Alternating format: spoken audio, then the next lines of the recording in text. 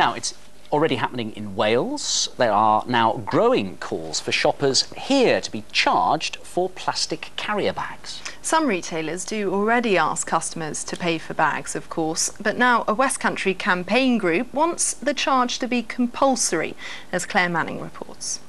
You've probably got a bag, a drawer or a cupboard full of these at home yourself.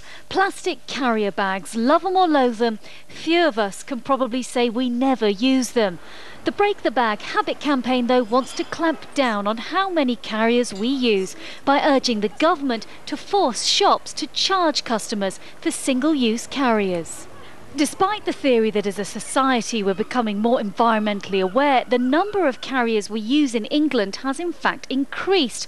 In 2010 we used around 7.6 billion. In 2011 that to 8 billion, meaning our retailers are currently handing out around 254 carriers a second. Even the Prime Minister has gone on record to say that this is unacceptable and the industry needs to do more. So the groups, Surfers Against Sewage, Marine Conservation Society, Keep Britain Tidy and Campaign to Protect Rural England, we're all calling for a levy now. We've let the industry take its chance, and they've had their opportunity to try and do something voluntarily, and it's not working. In 2007, Modbury in Devon became the world's first town to go plastic bag free. With the day and age we're in at the moment, they're always on about recycling and everything like that. Like there's always ways around. If you do need a bag, you can use a recycled one, or obviously the canvas bags. Everybody's got probably about 20 in their car. Last year, Wales introduced a levy where shoppers are charged 5p a bag. Next year, Northern Ireland will do the same, and Scotland's consulting on a levy. So the only place not to have taken action is England.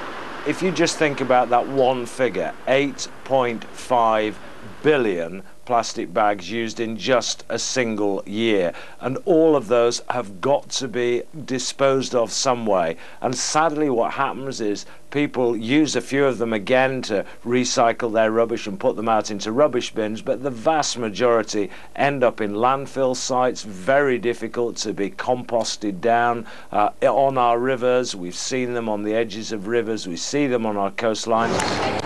Look across towns and cities nowadays and you'll see most shoppers clutching carrier bags. It's how we now shop.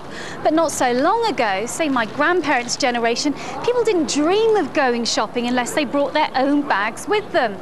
So we asked shoppers right across the West Country how they would feel about going back to more old-fashioned ways of shopping and bringing their own bags with them.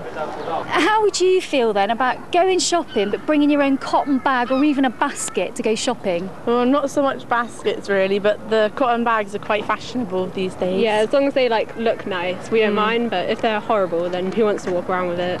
Nah, they should be free in it. They make enough money.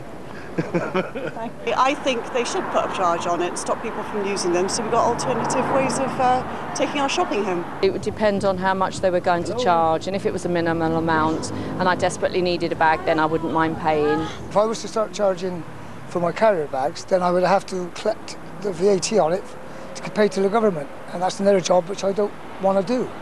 The government says it is monitoring how charging for carriers works elsewhere, so in the meantime nothing it seems will change. It's left up to us as shoppers to decide how green we are when we shop. Claire Manning for the West Country Tonight. I always feel really guilty if I end up taking bags from a shop. Yeah, we're trying to use the bags for life. You know? Yeah, it's the same at our home actually. I think that's quite important, that guilt factor as well. It is. Yeah.